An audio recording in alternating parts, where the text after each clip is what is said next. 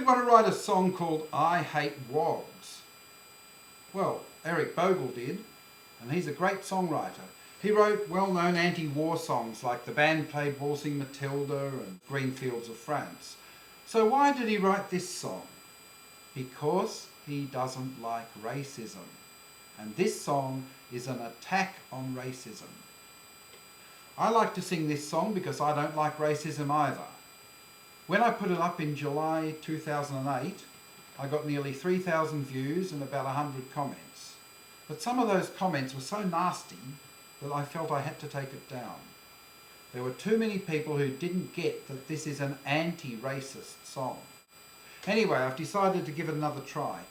I know a lot of people don't need this introduction, but if you're one who thinks it might be a racist song and that I might be a racist for singing it, please give me a chance to explain before you start writing abusive comments.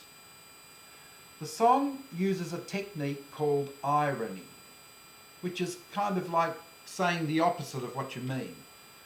When the irony is really obvious, we call it sarcasm. For example, a kid fails all his exams and the teacher says, "That was clever, wasn't it?" We know he means the opposite. I wouldn't normally use the word wog myself, but a lot of people who wrote nasty comments on this song called themselves wogs, and they were actually using the word in an ironic way. They've turned the word into something positive, something to be proud of. And please note, irony was invented by the Greeks. It comes from the ancient Greek word ironia.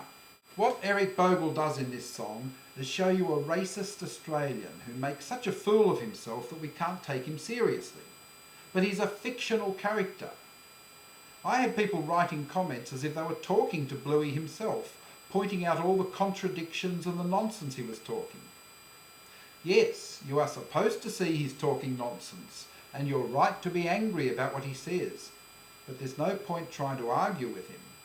He's not a real person. What I want to do is go through the song a little bit at a time. I'm a dinky-die Australian guy and my name is Bluey Schmidt. Just let me interrupt here. This guy claims to be a dinky-die genuine Australian. He calls himself Bluey. Fair enough. Bluey is an Aussie nickname for a bloke with red hair. But Schmidt? What kind of name is that? German. Sure, there are plenty of people who migrated from Germany to Australia, and he has every right to call himself an Aussie. But he's contradicting himself. He's denying that right to other migrants or descendants of migrants. I love this sunburned country, and I'm bloody proud of it. I love our simple way of life and the things we all hold dear, like VFL and Big Ben pies and foment Tooheys beer. I love our open friendliness where a man can make good mates. In fact, in all Australia, there's just one thing I hate. I hate wogs. Okay, up to this point, Bluey seems like a fairly decent bloke. He's proud of this country's open friendliness, the Australian ideal of mateship. But then he says, I hate wogs. What kind of friendliness is that? Again, he's contradicting himself. And what does he mean by wogs anyway? The people who took offence at this song seem to be Australians of Greek origin. But this is not what Bluey means. He seems to mean any foreigners at all. He mentions Slovaks, Poles, Yugoslavs, Turks, Spanish and Italians, as well as Greeks. I hate wogs, they live like dogs. Some eat bananas and some eat frogs. Some wear turbans, some wear clogs. All the bloody same to me, 'cause I hate wogs. Well, looks like he seems to include French and Indians as wogs too. I don't know who he means with the bananas though. Doesn't everybody eat bananas? They can't speak proper English and they never seem to learn. Proper English? This guy can't put a sentence together without using words like bloody and bastard. Many of the people he's criticising speak 2 or more languages. And the awful guff that they call food would make your stomach turn. It's always dipped in garlic sauce or fried in olive oil. I've never tasted any myself, but I bet it all tastes vile. Note what he says. I've never tasted any myself. How can anyone comment on food they've never tasted? You can see how the writer Eric Bogle is deliberately creating a character who says stupid things.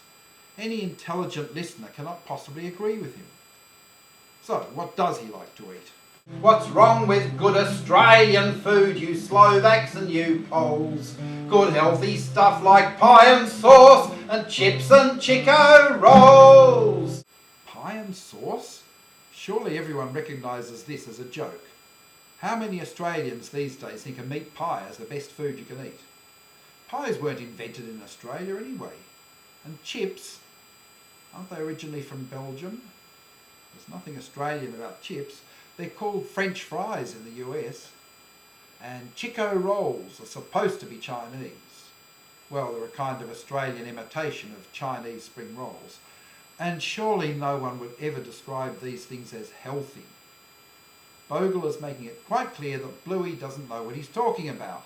Bluey thinks chips are real Australian food, but then he says, and the local chip shop down the street is run by a bloody Greek. He's open 16 hours a day and 7 days a week. And every cent that you spend there on a pie or a dim sim helps to send back home to Greece for a bastard just like him. What is his criticism of the Greek chip shop manager? He's supporting his family by working very hard for long hours. Surely we should admire someone like that. Eric Bogle uses this hard-working character as a contrast to Bluey, the lazy Aussie who's never done a decent day's work in his life. Oh, I never eat there myself 'cause I couldn't touch wog meat. I usually eat at the Chinese cafe that's just across the street. He's talking nonsense again. What does he mean by wog meat? He's just been saying pies and chips are Australian food. Now he says he eats at the Chinese cafe. It's another contradiction. Like all the rest of us, he's enjoying the benefits of the food brought to Australia by migrants from all over the world. I was queuing down at the registry, picking up me dole. In front of me was a Yugoslav, in front of him a Pole. Behind me was an Italian, behind him was a Turk. Those lazy migrant bastards, do they never bloody work? Surely this verse makes it clear that Eric Bogle is making fun of this character. Here he is talking about lazy migrant bastards when he's just been criticising the Greek chip shop man for working too hard. And Bluey's on unemployment benefits anyway. For there's plenty of jobs going, though I've not worked since school. Maybe a bloody racist pig, but I'm no bloody fool. Hey, he even calls himself a racist pig. How much more guidance do we need? Most of what he says is nonsense, but he's definitely telling the truth here. Just in case anyone still doesn't get it, Eric Bogle is making it perfectly clear that we're not supposed to like this man. He is a racist pig. So send the bastards home to Spain and Italy and Greece. And maybe when they've all gone home we'll get some bloody peace. To sit in the shade of the coolabah tree and drink beer all day long. And run amok with a fat jumbuck down by the billabong.